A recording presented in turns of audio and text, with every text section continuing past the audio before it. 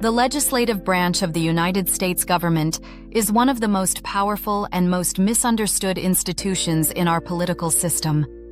It's the first branch described in the Constitution for a reason. The framers believed that the lawmaking body should be at the center of American democracy.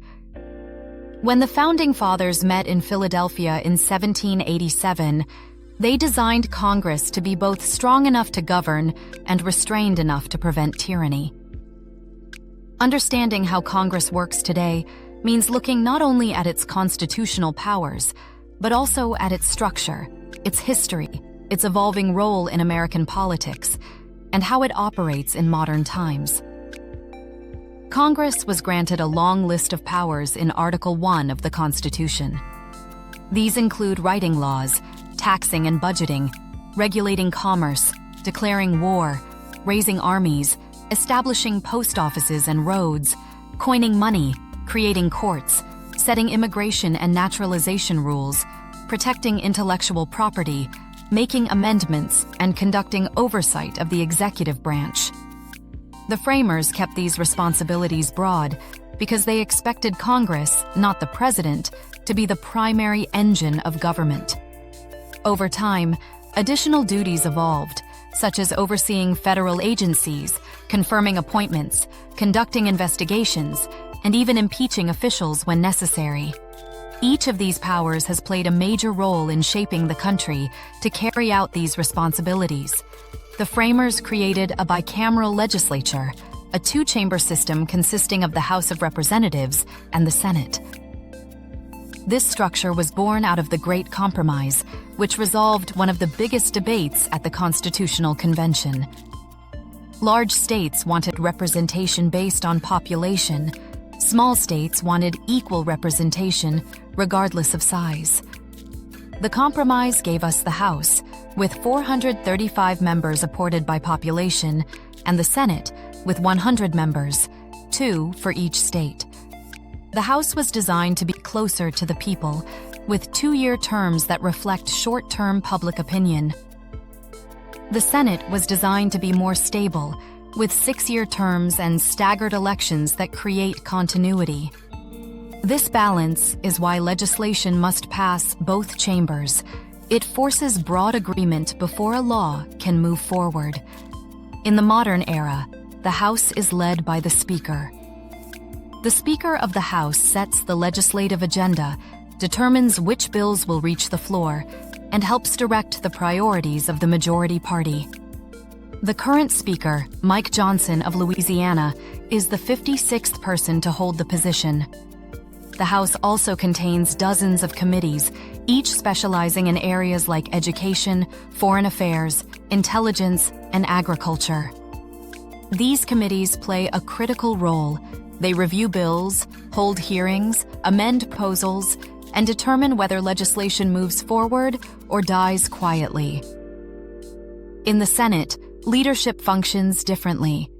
The Vice President of the United States serves as President of the Senate, but only votes when there is a tie. Most of the Senate's day-to-day power lies with the Senate Majority Leader, who decides what bills the chamber will consider. The Senate's committee system mirrors the House, but the Senate has unique responsibilities, approving treaties, confirming judges and cabinet officials, and conducting impeachment trials. These duties reflect the framers' belief that the Senate should act as a stabilizing force, able to check dangerous or impulsive leaders. As Congress has evolved, its membership has changed dramatically.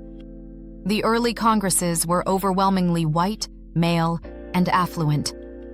That started to shift after the Civil War, when Hiram Revels became the first African-American senator in 1870. Jeannette Rankin became the first woman elected to Congress in 1917, even before women won the national right to vote in 1920. Today, Congress is far more diverse, though still not fully reflective of the American population. Around 27% of members are women, and racial and ethnic minorities make up roughly 1/4 of Congress. These changes reflect long-term social movements, court decisions, demographic shifts, and decades of activism aimed at expanding representation. Some members of Congress have become nationally known figures, not just for their legislative work, but for their public personas. Alexandria Ocasio-Cortez has gained influence through social media and advocacy on progressive issues. Nancy Pelosi, the first woman speaker, played a major role in passing laws such as the Affordable Care Act. Bernie Sanders has shaped policy debates around healthcare and economic inequality. Marjorie Taylor Greene has become known for her outspoken and controversial approach to politics. Whether admired or criticized, these individuals reflect the increasingly public and media-driven nature of modern politics. At the core of Congress's job is lawmaking. A bill can start in either chamber, introduced by a representative or senator. After introduction, it is assigned a number and referred to a committee that specializes in the bill's subject area. Committees are sometimes called the workhorses of Congress because this is where the detailed analysis happens. A committee may hold hearings to gather expert testimony, debate changes, amend the bill, or choose to set it aside entirely. If the committee approves the bill, it moves to the full chamber for debate. Members argue for or against it, propose additional amendments, and eventually vote. If the bill passes one chamber, it moves to the other and undergoes the same process. Sometimes, the two chambers pass different versions of the same bill. When that happens, a conference committee, made up of members from both the House and Senate, reconciles the differences. Once both chambers approve the final version, it goes to the president.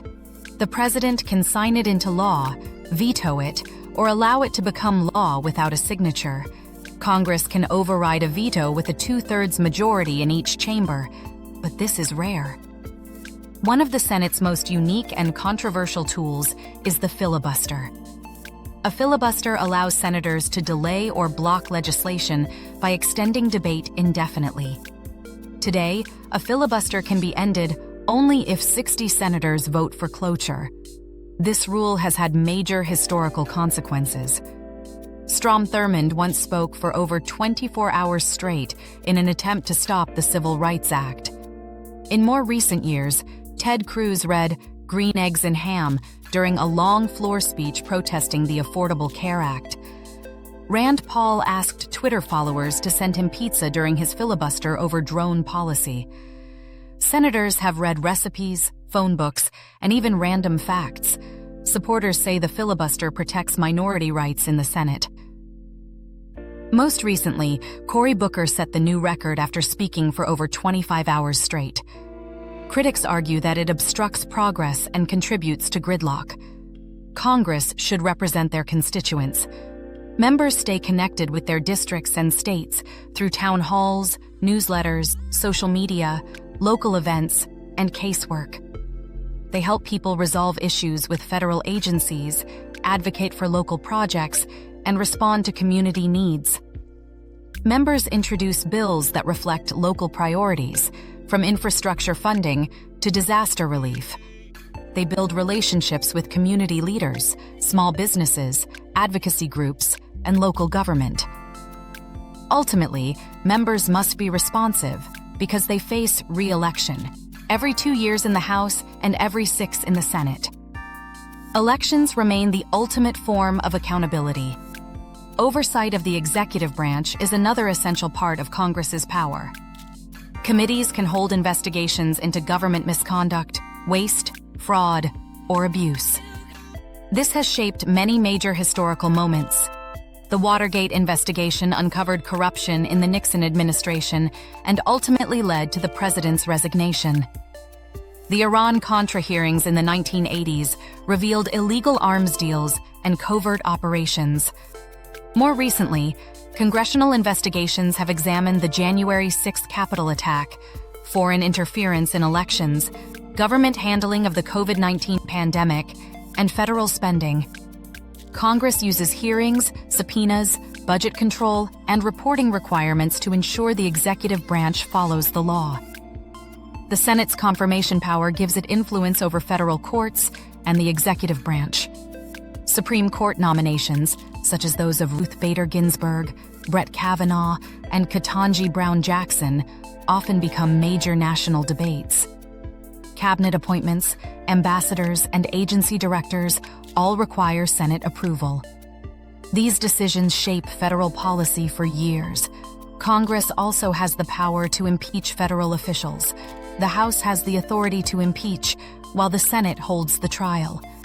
Andrew Johnson was impeached in 1868 for violating the Tenure of Office Act, but narrowly avoided removal. Bill Clinton was impeached in 1998 for perjury and obstruction of justice, but acquitted. Donald Trump was impeached twice, once over Ukraine and once over the January 6th riot, and acquitted both times.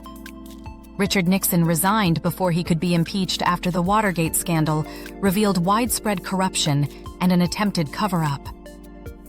Impeachment is rare, but it illustrates Congress's ability to check executive power.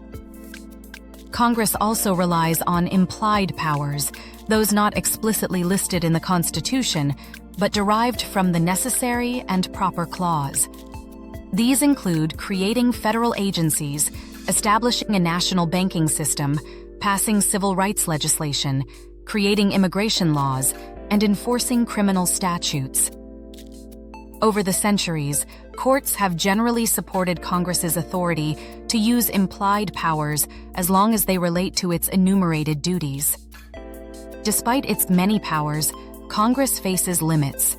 The president can veto legislation. Courts can strike down laws that violate the Constitution.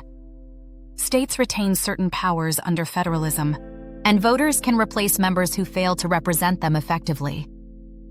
These limits reflect the framers' design. No single branch should dominate the government. Like all political institutions, Congress has had its share of conflicts, scandals, and dramatic moments. The famous duel between Alexander Hamilton and Aaron Burr stemmed partly from political rivalry.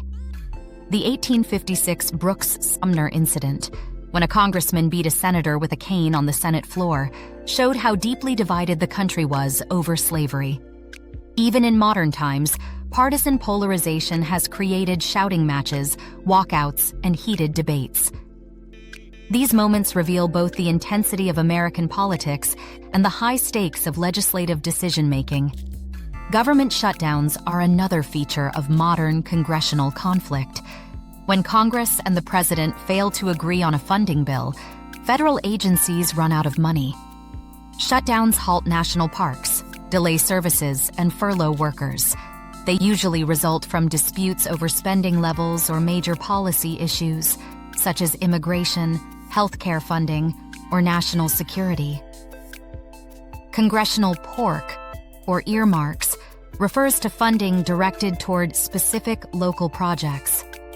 Critics call it wasteful spending. Supporters argue it helps members secure essential resources for their communities. Earmarks have funded schools, bridges, flood control systems, medical research, and infrastructure. Congress temporarily banned earmarks in the 2010s due to concerns over abuse, but recently restored them with new transparency requirements. Trust in Congress has fluctuated throughout history. In the 1960s, public trust was relatively high, but scandals like Watergate began eroding confidence. Today, trust in Congress remains low due to partisan gridlock, corruption scandals, negative media coverage, and frustration with the pace of policymaking. This declining trust affects voter turnout, engagement, and overall perception of government effectiveness. Texas is represented in Congress by 2 senators, Ted Cruz and John Cornyn, and 38 House members. These representatives cover an incredibly diverse state. Some, like Dan Crenshaw or Sheila Jackson Lee, have become nationally recognized voices. Others focus more on local concerns. Together, they contribute to shaping national policy through their committee work, votes, and advocacy. Throughout American history, Congress has been the arena where some of the nation's most important debates take place: war and peace, civil rights, economic policy, federal spending, and national priorities. Despite its flaws and challenges, it remains the central institution for democratic decision-making.